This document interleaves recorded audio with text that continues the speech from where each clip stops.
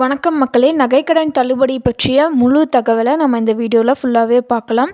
அதாவது கூட்டுறவு வங்கியில் நகைக்கடன் தள்ளுபடி எப்படி இருக்கும் அண்டு பொது வங்கியில் நகைக்கடன் தள்ளுபடி எப்படி இருக்கும் அப்படின்ட்டு தமிழக அரசு ஒரு அறிக்கையை வெளியிட்டிருக்காங்க. அந்த அறிக்கையை பற்றி இந்த வீடியோவில் நம்ம ஃபுல்லாக பார்க்கலாம். ஸோ இப்போ தான் நம்ம சேனலில் ஃபர்ஸ்ட் டைம் பார்க்குறீங்கன்னா மறக்காமல் லைக் பண்ணி, ஷேர் பண்ணி, சப்ஸ்கிரைப் பண்ணி சப்போர்ட் பண்ணுங்கள். வாங்க வீடியோக்குள்ளே போகலாம்.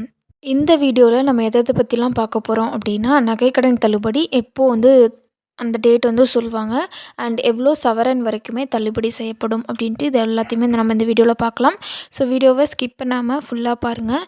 ஏன்னா எல்லாமே நான் சொல்லியிருக்கேன் இந்த வீடியோவில். இதை பற்றின ஒரு ஆர்டிக்கல் வெளியாகிருக்கு. அந்த ஆர்டிக்கலை நான் ஸ்க்ரீன்ஷாட் பண்ணி வச்சுருக்கேன். அது எல்லாத்தையுமே சொல்கிறேன். அடுத்த கட்டமாக கடன் தள்ளுபடி தொடர்பான அறிவிப்புகளை முதலமைச்சர் மு.க.ஸ்டாலின் வெளியிடுவார் என தகவல்கள் தெரிவிக்கின்றனர்.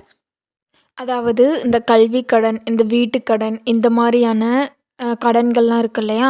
அந்த கடன்களுக்கு அதாவது ஒரு குறிப்பிட்ட அந்த அமைச்சருங்கிட்ட முதலமைச்சர் மு.க.ஸ்டாலின் அவர்கள் ஆலோசனை பண்ணிக்கிட்டு இருக்காங்க. ஏன்னா அதற்கு தேவையான நிதி எவ்வளவு அப்படின்ட்டு அதுக்கான லிஸ்ட்டுமே அவங்க எடுத்துக்கிட்டு இருக்காங்க. கடந்த முறை சட்டமன்ற தேர்தலிலேயே திமுக 5 பவுன் வரையில் அடகு வைக்கப்பட்டுள்ள நகைக்கடன்களுக்கான கடன்களை தள்ளுபடி செய்து உத்தரவிட்டது. அதாவது போன முறையே பார்த்தோம் அப்படின்னா திமுக 5 சவரன் வரைக்குமே தள்ளுபடி செய்வோம் அப்படின்ட்டு எலெக்ஷன் டைமில் சொல்லியிருந்தாங்க. அதே மாதிரியே 5 சவரன் வரைக்குமே அந்த கூட்டுறவு சொசைட்டியில் வச்சுருந்த நகைகள் எல்லாத்தையுமே தள்ளுபடி செஞ்சுட்டாங்க. அதனால் இது போன்ற அதாவது இந்த மாதிரி இப்பயுமே அவங்க 5 பவுன் தள்ளுபடி செய்வதாகவும் சொல்லியிருக்காங்க. இதன் காரணமாக ஏராளமான மக்கள் போட்டி போட்டுக்கிட்டு கூட்டுறவு வங்கிகளில் தங்களுடைய நகைகளை அடகு வைத்து வருகிறார்கள். எப்படி இருந்தாலும் தேர்தல் முடிந்தவுடன் தங்களுடைய கடன்கள் ரத்து செய்யப்படும் என்ற எதிர்பார்ப்பில் கடந்த ஆண்டுடன் ஒப்பிடும்போது இந்த ஆண்டு அதிக அளவில் நகைக்கடன் வழங்கியிருப்பதாக கூட்டுறவு வங்கி அதிகாரிகள் கூறுகின்றனர். அதாவது போன டைமை விட இந்த டைம் நகைக்கடனில் போயிட்டு அந்த கடன் அந்த நகைக்கடன் வச்சிருக்கிற அந்த எண்ணிக்கை பார்த்தோம்னா அதிகரிச்சிருக்கு அப்படின்ட்டு கூட்டுறவு சொல்லியிருக்காங்க அந்த லிஸ்ட்டு.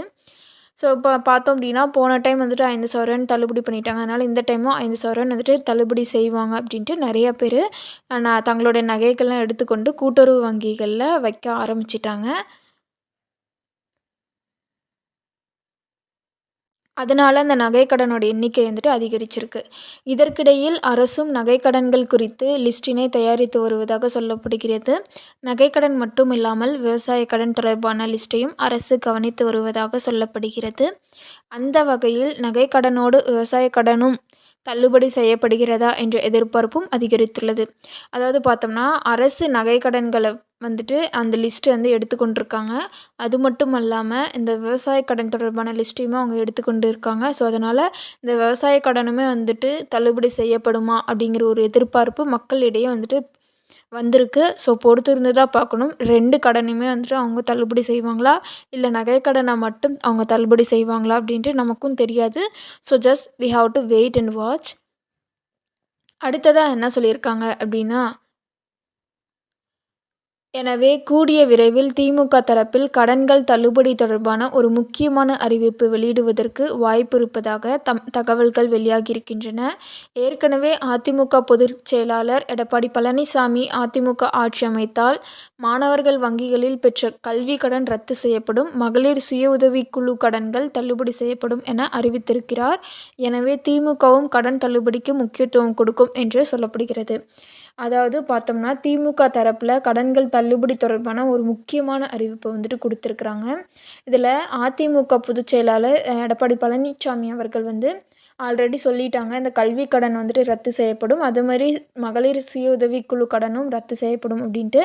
அதனால் திமுகவும் இந்த மாதிரியான கடன்களை ரத்து செய்ய தான் பார்க்கும். தமிழகத்தில் தேர்தல் காலங்களில் 5 சவரனுக்கு கீழ் நகைக்கடன் தள்ளுபடி என்ற வாக்குறுதி வருகிறதா என்று தான் மக்கள் பார்ப்பார்கள். அதாவது ஏன்னா முன்னாடியே போன டைம் 5 சவரனுக்கு கீழே தான் தள்ளுபடி செஞ்சாங்க. அதனால் இதே மாதிரியே இந்த டைமும் 5 சவரனுக்குள்ளே வச்சுருந்தோம்னா நம்மளுடைய நகைக்கடனும் தள்ளுபடியாக சான்சஸ் இருக்குது அப்படின்ட்டு நிறைய பேர் இந்த 3 பவுனுக்குள்ளே 5 பவுனுக்குள்ளே இந்த மாதிரிலாம் வச்சுக்கிட்டு வராங்க. அதற்காகவே கூட்டுறவு வங்கிகளில் அடகு வைத்தவர்கள் அதிகம் அப்படின்ட்டும் சொல்லியிருக்காங்க. அதாவது 2021லேருந்து 2026 வரைக்குமே கூட்டுறவு வங்கிகளில் 5 சவரனுக்கு கீழே, அது மட்டும் இல்லாமல் 3 சவரனுக்கு கீழே வழங்கப்பட்ட நகைக்கடன் வந்துட்டு எக்கச்சக்கமாக இருக்குது அப்படின்ட்டும் தகவல் வந்து வெளியாகி இருக்குது. அதனுடைய முழு விவரங்களையுமே நம்ம பார்க்கலாம். இந்த 3 பவுன் வச்சவங்களுமே தள்ளுபடியாக சான்சஸ் இருக்குது. 5 பவுனுக்குள்ளே வச்சவங்க தள்ளுபடியாக சான்சஸும் இருக்குது. ஸோ நம்மளால் சொல்ல முடியாது 3 பவுனுக்குள்ளே வச்சவங்கள தள்ளுபடி பண்ணுவாங்களா, இல்லை 5 பவுன் வரைக்குமே வச்சவங்கள தள்ளுபடி பண்ணுவாங்களா அப்படின்ட்டு. ஸோ அதையுமே வந்துட்டு நம்ம பொறுத்து இருந்து தான் பார்க்கணும்.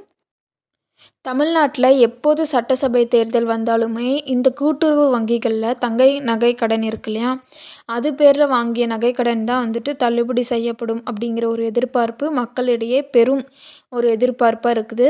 அதாவது ஆளும் கட்சியான திமுக மற்றும் எதிர்க்கட்சியான அதிமுக, இந்த 2 அரசியல் கட்சிகளும் பார்த்தோம் அப்படின்னா அதிகபட்ச அவங்களுடைய திட்டம், அதாவது இந்த எலெக்ஷன் திட்டம் வந்துட்டு இந்த நகைக்கடன் தள்ளுபடி செய்யப்படணும் அப்படின்ட்டு தான். ஏன்னா மக்களிடையே அது பண்ணிட்டாங்கன்னா மக்கள் ஆட்டோமேட்டிக்காக ஓட் போட்டுருவாங்கன்னு அவங்களுமே வச்சுருக்காங்க. அதன்படி 2021 திமுக அரசு பொறுப்பேற்றவுடன் 5 சவரனுக்கு உட்பட்ட நகைக்கடன்களை தள்ளுபடி செய்வதாக அறிவித்தது. அதாவது 2021 திமுக அரசு வந்துட்டு வந்தது. அப்போ வந்த உடனே 5 சவரனுக்குள்ளே இருந்த நகைக்கடன் எல்லாத்தையுமே தள்ளுபடி செஞ்சாங்க.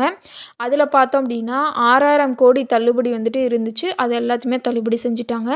இதில் 14.5 லட்சம் பேருக்கு வந்து அரசு கடனை வந்துட்டு தள்ளுபடி செஞ்சிச்சு. அதே நேரம் 35 லட்சம் பேருக்கு வந்துட்டு தகுதியற்றவர்களாக நீக்கப்பட்டாங்க. ஓகேங்களா.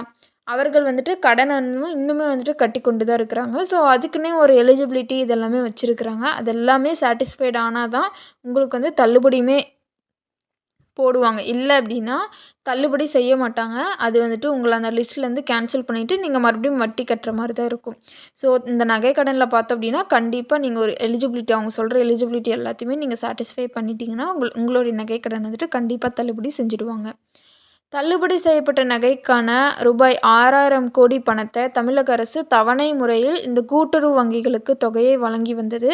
இதில் வட்டி நிலுவை மட்டுமே சுமார் 400 கோடி மேல் இருந்தது.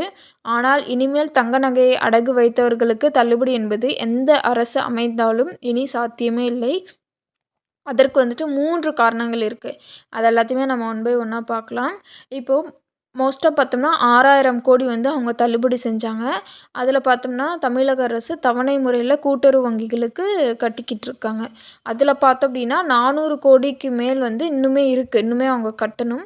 இதில் அந்த 3 பார்ப்போம்னு சொன்னேன் இல்லையா, அதில் ஃபஸ்ட்டு என்னென்னா வங்கிகளின் நிதி நெருக்கடி. இதில் பார்த்தோம்னா பொதுவாக கூட்டுறவு வங்கிகளில் என்பவை அப்படிங்கிறது லாப நோக்கம் இல்லாமல் ஒரு இயங்குறது தான். அப்படி இயங்கினாலுமே அவை சுயமாக இயங்க வேண்டியவையாகும். ஓகேங்களா. கடந்த முறை செய்யப்பட்ட இந்த தள்ளுபடி தொகையை பார்த்தோம்னா அரசு வந்து வங்கிகளுக்கு முழுமையாக கொடுக்கவே பல ஆண்டுகள் வந்து எடுத்துக்கொண்டது. இதனால் வங்கிகளின் சுழற்சி நிதி வந்து கடுமையாக பாதிக்கப்பட்டுள்ளது. அதாவது நாம் கட்டுற வட்டி தான் வந்துட்டு அவங்க சுழற்சி முறையில் போயிட்டு அந்த பேங்க்கே ஓடும்.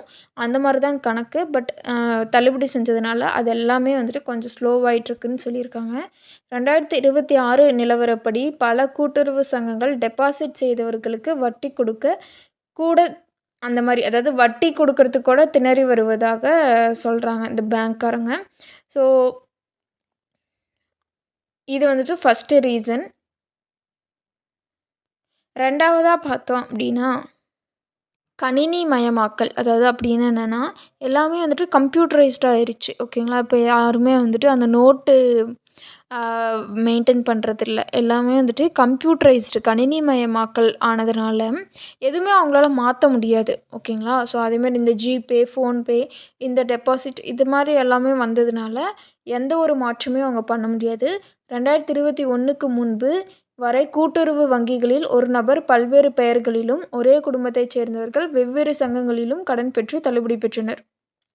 ஆனால் இப்போது அனைத்து கூட்டுறவு சங்கங்களும் கணினிமயமாக்கப்பட்டு வருகின்றனர். அதாவது 2021க்கு முன்னாடி வரைக்குமே பார்த்தோம்னா, இந்த கூட்டுறவு வங்கிகள்ல ஒருத்தர் வந்துட்டு எத்தனை கடன் வேணாலுமே வந்துட்டு வாங்கிக்கலாம். ஓகேங்களா? பல்வேறு பெயர்கள்ல கூட வாங்கிக்கலாம். இந்த மாரி எல்லாமே இருந்துச்சு. ஒரே குடும்பத்தைச் சேர்ந்தவர்கள் வந்துட்டு வெவ்வேறு சங்கங்கள் கிட்ட போயிட்டுமே கடன் வந்துட்டு வாங்கிக்கலாம். ஆனா, இப்போ வந்துட்டு எல்லாமே கம்ப்யூட்டரைஸ்டு ஆனதுனால, ஆதார் மற்றும் ரேஷன் கார்டுகள் இணைக்கப்பட்டதுனால, ஒரு நபர் ஒரு முறைக்கு மேல் கடன் தள்ளுபடி பெறுவது தொழில்நுட்ப ரீதியாக தடுக்கப்பட்டிருக்கிறது அப்படின்ட்டு மென்ஷன் பண்ணியிருக்காங்க. அது எல்லாமே டீஃபால்ட்டா அங்கே அந்த கம்ப்யூட்டரில் செட் ஆயிடும். அரசு இப்போது புள்ளி விவரங்களை விரல் நுனியில் வைத்துள்ளதால் முறைகேடுகளுக்கு வாய்ப்பே இல்லை. அதாவது ஒருத்தர் பல தள்ளுபடி கிடைக்க வாய்ப்பு இருக்கா அப்படின்ட்டு சில பேத்துக்குலாம் கொஷின்ஸ் வரும். அதனால் நான் அதை வந்துட்டு சொல்கிறேன். ஓகேங்களா? எல்லாமே கம்ப்யூட்டரைஸ்டு ஆயிடுச்சு. அது கணினிமயமாக்கல் ஆயிடுச்சு. ஸோ, அதனால் யாருமே இதை வந்துட்டு ஏமாற்ற முடியாது. 3வது என்னென்னா தகுதி நீக்க பட்டியலின் நீளம். அதாவது கடந்த முறை 5 சவரன் தள்ளுபடியில் அரசு போட்ட நிபந்தனைகளால் சுமார் 25 லட்சம் பேர் தகுதியற்றவர்களாக அறிவிக்கப்பட்டார்கள். அதாவது அந்த 2021 திமுக ஆட்சியில் வந்தப்போ 5 சவரன் தள்ளுபடி செஞ்சாங்க இல்லையா? அப்போ வந்துட்டு எலிஜிபிலிட்டின்னு அவங்க கொண்டு வந்தாங்க.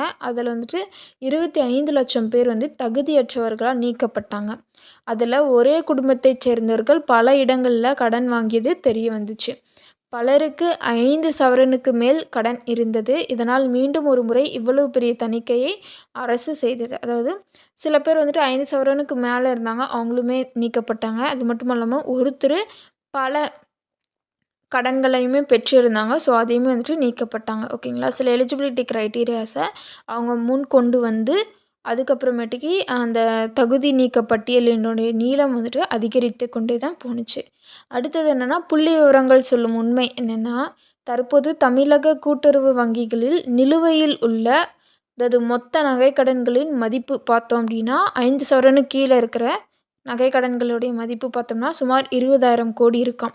20,000லேருந்து 25,000 கோடி வரைக்குமே இருக்குது அப்படின்ட்டு ஒரு பேசிக் எஸ்டிமேஷன் தான் சொல்லியிருக்காங்க.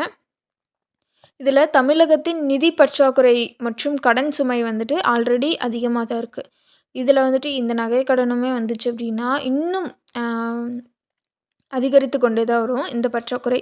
அதனால் இவ்வளவு பெரிய தொகையை எந்த அரசாலும் தள்ளுபடி செய்ய வங்கி கணக்கை ஈடுகட்ட முடியாது அப்படின்ட்டுமே அந்த ஆர்டிக்கலில் வந்துட்டு வெளியிட்டிருக்காங்க. அதையுமே வந்துட்டு பார்த்துக்கோங்க.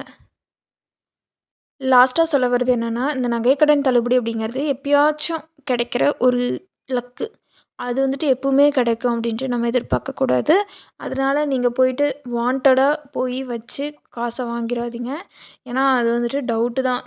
ஏன்னா ஆல்ரெடி தமிழகம் வந்துட்டு கடனில் போயிட்டுருக்கு. ஸோ, அதனால் வைக்கிறது சேஃப் கிடையாது அப்படின்ட்டு நான் சொல்லுவேன். அவ்வளோதான். ஓகேங்களா? இந்த வீடியோ பிடிச்சிருந்தா மறக்காம லைக் பண்ணுங்கள், ஷேர் பண்ணுங்கள், சப்ஸ்கிரைப் பண்ணுங்கள். தேங்க்யூ.